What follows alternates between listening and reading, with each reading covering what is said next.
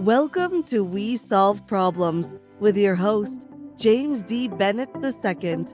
In each episode, we'll share educational insights to motivate manufacturers to innovate. You can find this show on YouTube, LinkedIn, Apple Podcasts, Spotify, and on www.inovativsolutions.org. Now here's the host of We Solve Problems, James D. Bennett II.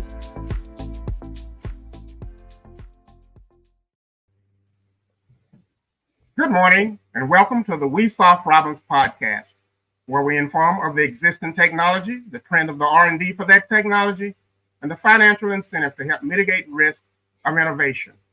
I'm your host, James Bennett. Today we're talking about product development agility with Mr. Konstantin Dolgan, who is a certified new product development professional, entrepreneur, PhD engineer, and inventor at Louisiana's New Product Development Team. Mr. Dolgan, could you give us a brief summary of your background, please? Well, first of all, thank you, James, for inviting me to this podcast, and I appreciate being here. So thanks for the introduction. I think you did a pretty good job, summarizing what I am and what I do. But just a brief background, originally I'm from Kazakhstan, came to the United States to get my PhD in materials and infrastructure systems engineer. After graduating from Louisiana Tech University, stayed in this area, got a job as a research engineer, worked for a while for a company developing and designing centrifugal pumps, and then opened my own company with my partner Anega. Opened the company that is called LA New Product Development Team, and that is the company that develops new products. We serve as a contractor to many companies and individuals who are looking to get an idea, transform into a product that they can sell or license. We work a lot with startups. We work with established companies who may want some internal solutions and things like that. But also, I'll enjoy product development. That's really my passion in addition to my profession. So, like you mentioned, I'm a certified new product development professional. So I meet with PDMA folks from time to time, and we discuss the newest and greatest in the product development field. And in spare time, I like playing soccer, watching fist fights, and just spending time with my dogs when I have a chance. Well, that's fantastic, and that's why we brought you on as a guest today. To put today's podcast into context, in our past podcasts, we have spoken about the importance of, among them, intellectual property protection, disruptive innovation as a problem solver, and prototype development of inventions. But what is the timeline for developing and commercializing this intellectual property? In a general sense, getting a patent can take 2 to 3 years after filing an application. This process, which is known as patent prosecution, may become longer and more complicated if the patent faces opposition. While the inventor is waiting for the patent to be granted, the potential marketplace remains yet openly exposed to the void of the idea and another potential inventor reaching the marketplace with the same idea.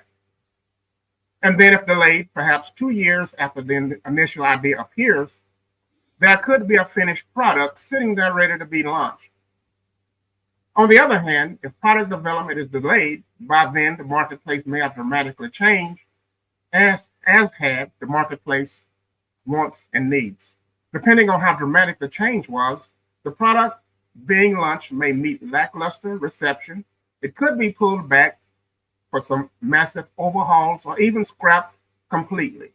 Consequently, it is all important to get a complete and fully developed product commercialized ahead of the competition. But how is the development of product efficiently and fully accomplished to grab the primary inventor's due market share? Here to discuss the accelerated development and commercialization process, known as product development agility, and more, is Mr. Dolgan. To start the dialogue, I'd like to define the topic for discussion.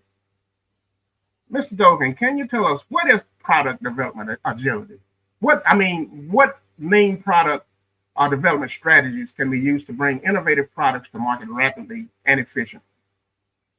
Well, James, just like you mentioned, I mean, these days it's all about time to market. Patents do play a role, but oftentimes, and we see that every single day, that products that get to market faster oftentimes have an advantage over other products.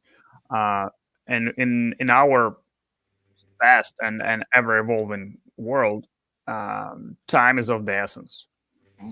It's probably one of the most important parts in product development is how do we get a product to market quickly.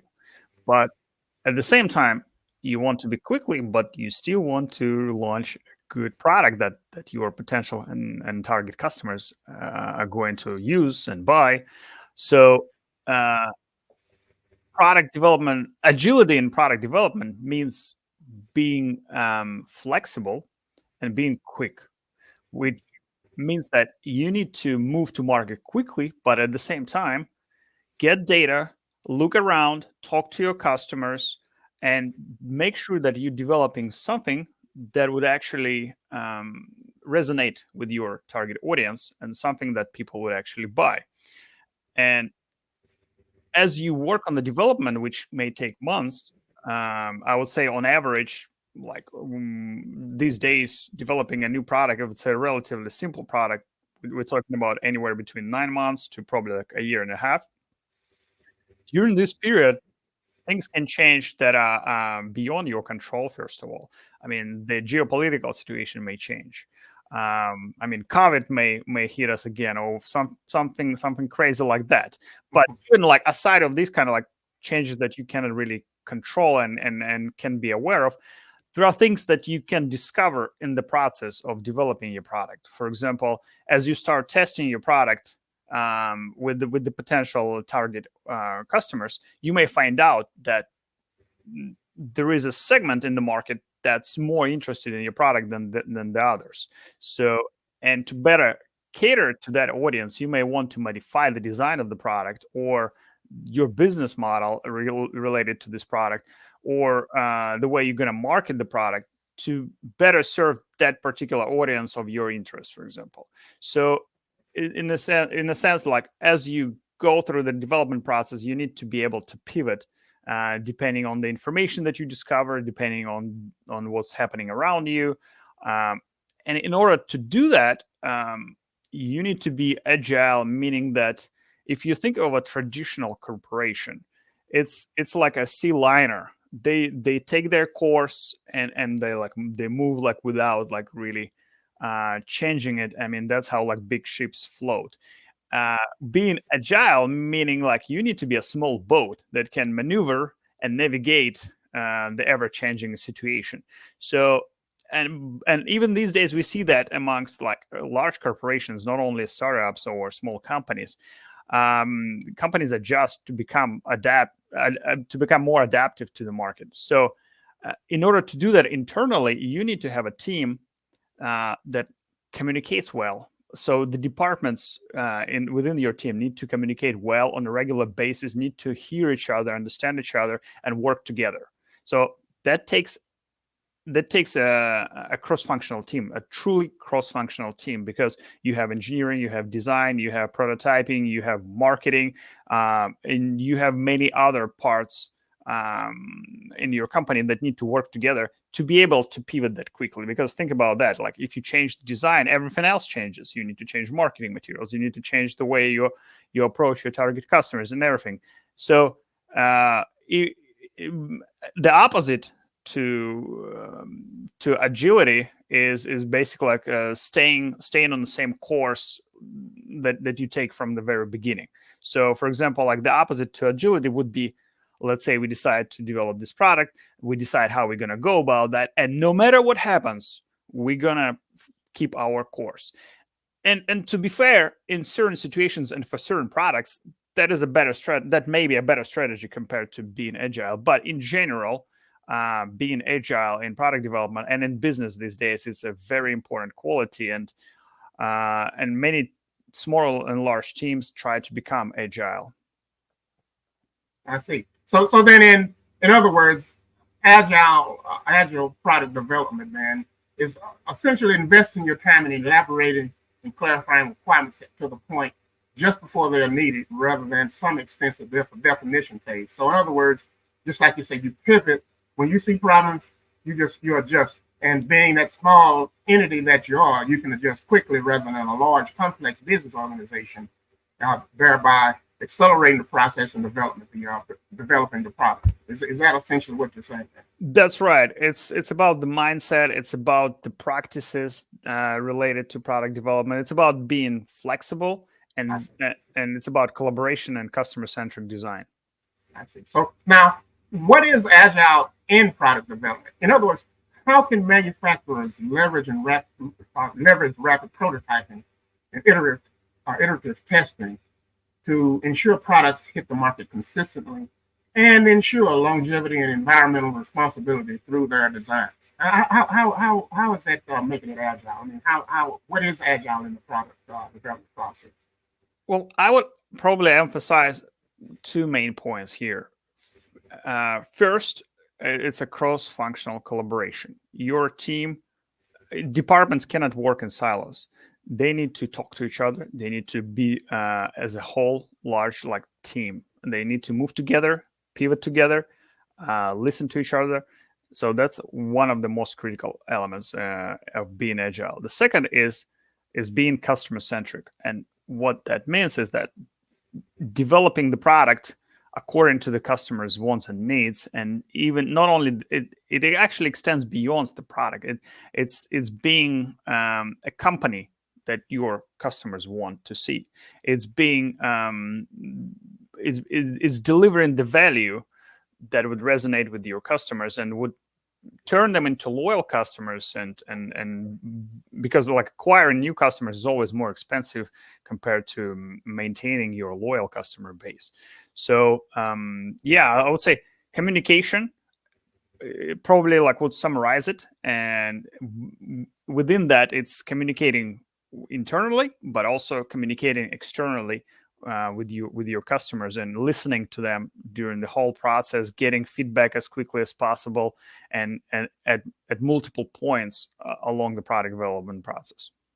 So then the agility, then the thing that is agile would be a process that allows you to quickly and efficiently create the new test products, create and test new products with an emphasis on collaboration within your organization, and customer satisfaction, delivering what the customer or the marketplace wants.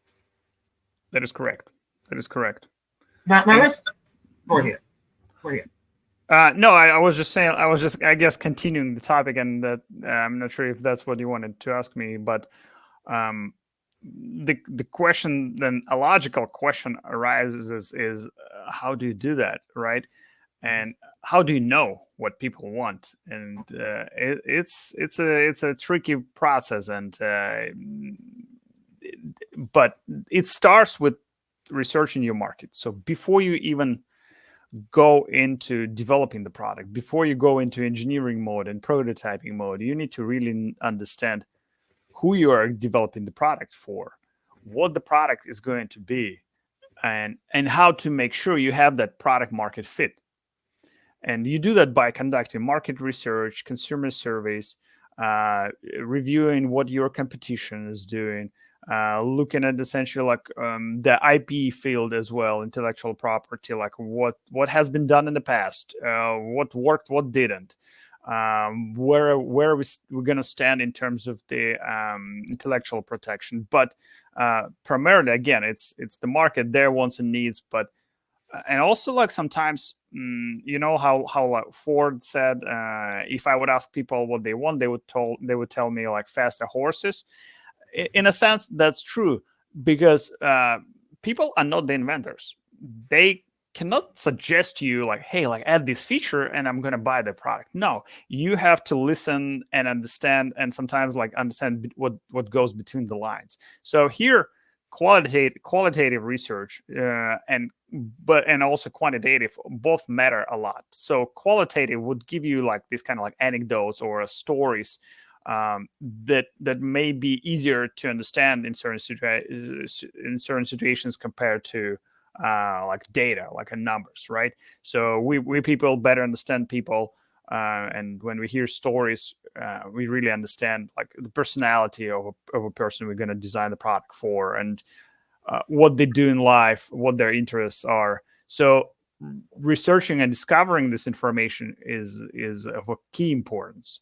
And I mean, and never forget about the data. I mean, data is driving our world these days. So collect as much data as possible, but again, like there is no end to this process. So a well-developed studies like during the discovery process would help you to essentially like do what's needed quickly, as opposed to like all the possible like studies and researches, because like then we're gonna go into like a analysis paralysis type of a situation where you're just gonna stall on that without being able to draw any meaningful conclusions. So and the other things we can do is like we can test, right? So as we develop a product, we get to a certain point where we can show bits and pieces, or maybe like raw versions of the product to our customers, and not only customers, sometimes also partners and other stakeholders. So we demonstrate it to them, and get feedback on our prototypes, and then based on that feedback, we may want to modify the design or the development direction. So oftentimes, like companies and people may get so focused on their original vision, and to where they develop this kind of like tunnel vision on the product, and they don't want to listen to anything, and really like it acts as distraction, which it's true. I mean, all the feedback you're going to get about your product is a sort of a distraction. So the way you react to that distraction is what's going to differentiate your product from the product that would be designed for the target customers. So if you design it for yourself, for your own company, like and you don't care about what others say, go for it, but don't be surprised if no one buys your product or if you get negative reviews and things like that. But if you want to design something that's going to resonate with your target audience, then do the research at multiple stages of the development process, and analyze the data, and also run as many tests as possible. And luckily these days, thanks to technology, we can do also all sorts of like testing without spending a fortune. I say so. Then the process then would be essentially plan requirements, developing the product, testing it, putting out there an iteration, and maybe getting some feedback, say from maybe the customer or the marketplace. Who decides what is good enough? I mean, I deal with research and development every day. So how do you know that you have what the marketplace is going to want? I mean, how do you know when to stop? How do you know what that best fit scenario is? That is a great question. And I think largely that's the role of a product manager. So a product manager is essentially like a connecting link between customers and company. Mm-hmm. And it's not just a science, it's also like an art. Their job is kind of like a combination of it entails developing a feeling of what the customer wants, but also be analytical enough to look at the data and compare, and compare essentially like what you feel like or think about your product and your customers, and what you actually like see in the data. But a straight answer, you'll never know for sure. That's why over half of the new products fail in the market these days. I mean, studies like in general, like basically like the number varies from depending on like where you read about it, but anywhere between, I would say, 25% to 90% of new products fail is what different like studies show. But most of them like meet somewhere around like 50%. But anyways, so and that's the goal of the product development field as an academia right now, is to figure out how we can reduce that percentage. At a certain point, the team needs to decide what's good enough. And again, like if you look at the data, it tells you it's good enough. If you have a feeling that this is going to resonate based on your communication with the customers, then at a certain point, you just need to look at all the facts you have and then just move forward. And yes, there will always be a risk that something wasn't right in your data, for example, or something will not go as smooth as you expect. So, but you would never know for sure. That's unfortunately, that's the reality. Yeah, absolutely. That is. You just never know. Exactly. Public might gobble it up, and they just might pass it by altogether. The best you can do is like reduce your chances of failing and increase your chances of winning. And then again, flexibility, because it's really important here, and not stopping at the first version. Because if the first version doesn't go well, I mean, learn why it didn't do well in the market, for example, and modify it to better serve your target customers, or pivot to position the product to where it would fit a different customer group. Well, hopefully you're not going to need to do that, but again, like, do not stop learning, do not stop researching after the product launch. The process just begins there. These days, like, the technologies allow us to change the product swiftly. So if something is not working the way we expected, we can always modify it and proceed with a new and improved version. I mean, especially if we're talking about software, that's why we see so many like versions being released. That's why we like good companies continuously update their software. Like for example, take a good software company that has like mobile apps on like Apple Store, for example, or Google Play. You're gonna see they release updates like about every week. That's because they can, and that's because like with every release, they potentially make their product better. So yeah, that's another key point. Do not stop after the product launch. I see. So now, let's say we have this snazzy, well-developed product. How do you commercialize this new product, and what is the strategy to commercialize the product? I mean, as I understand it, in general, and maybe a textbook look at it, the commercialization process is about 6 steps: defining the offer, aligning the product with the business, identifying the target audience, promoting the product, using a sales plan, and then forecasting results of the product commercialization can bring. So what is your strategy here? How do you commercialize this new product? Obviously, that depends on the product, but in general, the commercialization process, believe it or not, it doesn't start when the product is finished. It starts before you even start developing the product. It starts at the product discovery stage. First of all, in the key factor in commercialization, in successful commercialization, is knowing who you're going to sell the product to. So that again, like, brings us back to the idea stage, where we develop the idea itself and we determine who our target customers are going to be.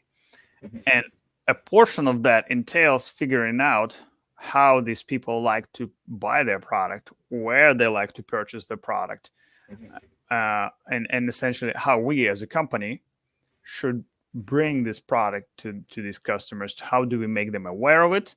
So what our marketing strategies need to be, and how do we go about delivering this value to our customers. The other important aspect of commercializing the product is figuring out what's your go-to-market strategy. And here, like for example, two common options might be to license your product to another company or companies, or maybe to actually or to bring it to market using your resources, your company, and oversee production and manufacturing. So oftentimes you might not be the company that would actually be commercializing the product in a traditional sense.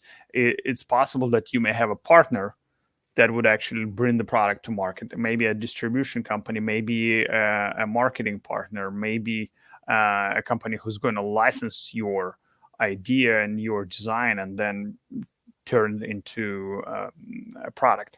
So again, like a decision, these kind of decisions need to be made at least like preliminarily during the research stage.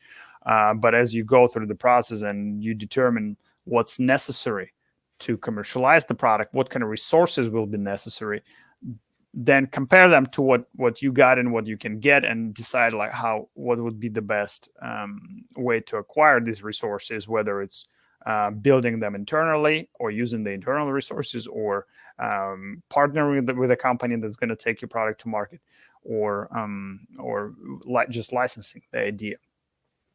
So once the product is developed, I mean, commercialization essentially boils down to getting revenue streams.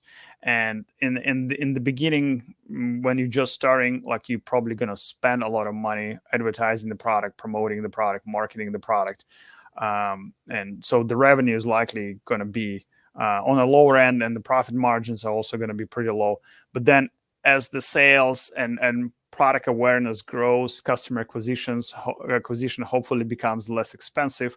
And then you enter the stage where you start to see like rapid growth in sales and revenue and profits, and from there it's about like delivering the value and establishing yourself as a brand, getting a piece of the pie, or getting a market share, and then moving forward to the following stages of the product life cycle, which we know all products they get born and they die, so they all go through this kind of like life cycle.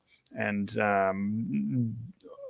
in the beginning, it's kind of like a baby, or I guess not a good analogy here, but when we introduce the product, so the introduction, and then it goes to the maturity stage where it reaches the peak, and then everything from there, it typically starts to die out, right? So the customers lose interest in the product, and you need to adjust your the way you make money on the product, also depending on the stage of the life cycle of your product. So if it's in the beginning, or if it's a maturity stage, or if it's at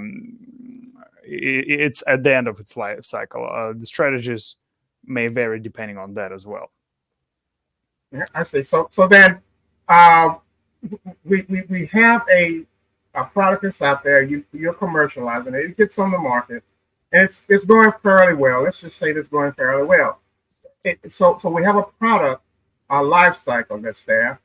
That's characterized essentially by the development stage, growth stage, maturity stage, and the client stage. How do you what are the factors that affect or impact the product's life cycle, and how do you navigate those factors? In other words, what methodologies and collaborative exercises have been developed to effectively generate, evaluate, and refine ideas of product development, and where you're trying to keep it relevant in the marketplace at the declining stage? Because at some point, unfortunately, all products, all good things must come to an end, as the saying goes. So what are the strategies that you engage in to help keep a product relevant in the marketplace at the declining stage? Well, the main things we actually already discussed here in this podcast, it's listening to your customers, to your partners, and getting feedback at all stages of the product lifecycle. It's not only important in the beginning; it's important to do that throughout the whole process. So, but also like add data to this equation, and now you get something you can act on. So now you have feedback, now you have data, and I mean you can track all of them and be flexible. So if you see a decline in sales, try to develop, I mean, research why it's happening and whether it's a problem with your organization or something is happening outside of your control. Maybe the market has changed, maybe the interest of your customers has changed, or maybe there is some kind of like technological advancement that you may not be aware of, that a new product has already implemented, and it may have already like outdated your product or revolutionized it in a way where your customers now prefer this newer and better widget compared to what you got. So and then like essentially like you react to these kind of uh, situations, but also like try to be proactive, like continue to communicate to see how to improve your product, so how to release that newer and better thing, and to beat your competition, because like oftentimes, for example, we as a product development contractor, when we work on the products, people and company come to us and they show us reference products, or we discover them during the research process. Like, so we see that there are similar products in the market, and we look at how they perform, and what are some negative and positive aspects of each of the existing products, and then we try to develop a new product that would take the best, if basically like the best features, and try to eliminate the negative parts.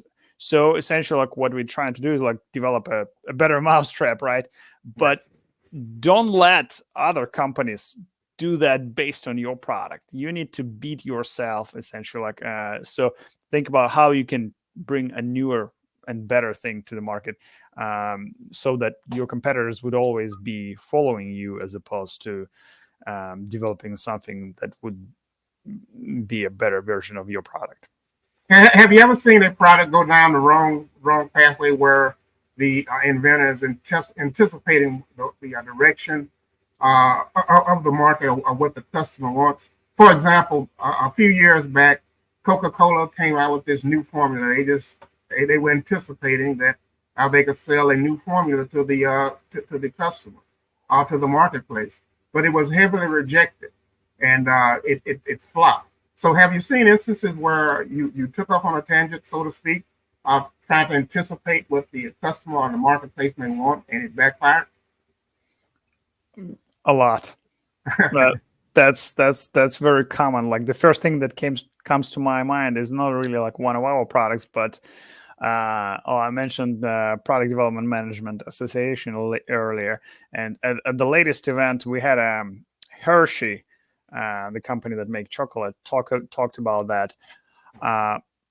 When your research and development and marketing are working in silo, then these kind of situations can happen when you are too distant from your customers and you just come up with something that sounds cool to you. You don't have like validation of that, then you can get into these kind of situations. So like they made a few examples where they introduced Hershey Gold. There was like the Olympics was happening, and they tried to introduce something that would basically like to use that hype on Olympics, essentially. So they introduced the product with the brand Gold, and it essentially flopped, because although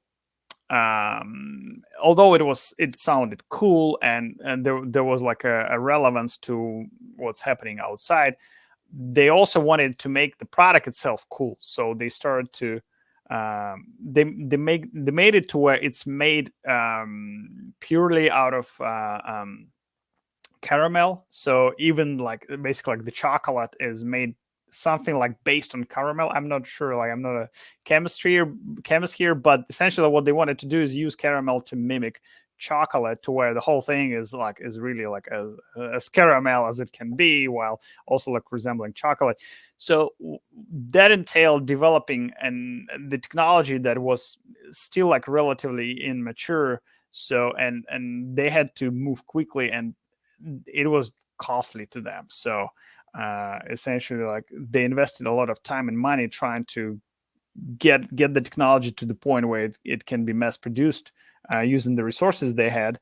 And they faced multiple challenges to where when they launched the product, it was very expensive for them. It was very expensive for their customers. They spent a lot of time doing that, so they missed a lot of that hype already. So yeah, the product failed. That brings us back to the to a couple of points. Is like don't skip certain stages of the development process. Don't try to shorten your cycle by not talking to your customers, and always be aware of like your own capabilities. So for example, if we talk about inventors, oftentimes when we work with inventors, they come up with like really great, brilliant ideas that may be just too large for them to work on. It can be as simple as like starting with like anything that contains electronics. That already like makes your development complexity from being here to being there. So knowing your own capabilities and your organization's capabilities is really important, because if you want to move quickly and if you want to be able to have resources to talk to your customers, you need to make sure that the product you want to develop is actually going to match with your capabilities. So that's probably like another important factor here. But yeah, I mean, a lot of products fail because the product market fit is not found or developed in the process. I see. So now we are right in the middle of an artificial intelligence era, where it's become very, very popular. How can you tell us how are emerging artificial intelligence tools transforming the development cycle, the product development cycle, from conception to testing? Well, AI has been around for a while. I think what's emerging right now is the generative AI. In other words, something that can generate text, images, videos, and other content based on your input. But AI has long been used for data analysis in product development, especially like in larger organizations. It's used a lot for voice of customer analysis. So voice of customer is essentially like your customer feedback, and that may be dispersed spread out like in different places. Like you have social media, you have different forums, different websites, you have YouTube, you have just word of mouth, you have all sorts of like places collecting this data, then processing it. It's a very labor intensive process. So if you could at least like dedicate analyzing the data to AI, that already saves you a lot of time and money. And that's what large corporations have been doing for many years now. All the feedback we provide to them one way or another is being analyzed by AI. I mean, not only like by humans, but by AI as well. If we talk about generative AI, tools such as like ChatGPT or Midjourney or similar generative AI technologies help to develop concepts faster, help to do research faster. So oftentimes, like you can basically like generate like a raw version of your product. I would say not even a product, a raw version of your idea, just to have some kind of like really rough visuals. For example, like using Midjourney, you can generate something that may look kind of like out of place and not exactly what you thought about, but at least would give you some initial starting points. I mean, ChatGPT may help you with brainstorming, may help you with putting together the information that may be like located in different places, or analyzing some of the information that you have. We as a company like leveraged AI for developing a couple of tools for our customers. So like one of the tools we developed actually is a product development consultant. So you can talk to our consultant, and it will advise you on like how to go about developing your product, what are the steps, what are some possible pitfalls you may have, like what's the anticipated, or like what's the estimated total market, and other things like that. So at any 24/7, essentially, like 365, like you can talk to that assistant for free, and it will help you to shape your idea and maybe like provide some basic information that may help you to better understand how to go about developing your product. It's very useful for someone who's just starting with the first product. The other way we use AI, for example, is for generating ideas. So we also developed an AI widget that allows you to generate ideas for a specific target audience based on the characteristics or qualities of the product you want to come up with. So, for example, you can put who you want to develop the product for, like what kind of time frame you can dedicate to that product, and what are some nuances that would be or characteristics of that product, and then the tool will generate you multiple ideas. And I mean, some of them may not be very feasible. Others may spark something in your brain to where like you would come up with something that's will be more relevant, but you could use it as a foundation, as a starting point. So that's been very helpful for that. So AI is definitely going to make product development faster and more efficient. It's not going to eliminate people because it's still a creative process, and AI, although helpful, cannot really create new things. It can only use what's been created. I see. Well, good for shedding light on that. With that, we'll have to bring the podcast to an end. I want to express my gratitude to Mr. Dolgan for sharing his expertise and insights, and that we are honored to have him to join us today on this podcast. I want to remind those watching to take this opportunity to learn from our guests and to strive to achieve their own goals and aspirations. Mr. Dolgan, where can we find you for future reference? You can reach out to me on LinkedIn or contact through our company, LA New Product Development Team. So yeah, these are the two primary ways how you can reach out to me. Okay, and I'm James Bennett with Innovative Solutions, and our website is at www.innovativesolutions. That's one N, no E. innovativesolutions.org. Thank you for watching today, and we'll see you on the next podcast. You've been tuning into We Solve Problems with your host, James D. Bennett II. Learn more about financial incentives to mitigate the risk to better your products at www.innovativesolutions.org, where you can find other episodes of this show. Thank you for your positive feedback, comments, questions, and for sharing this with others.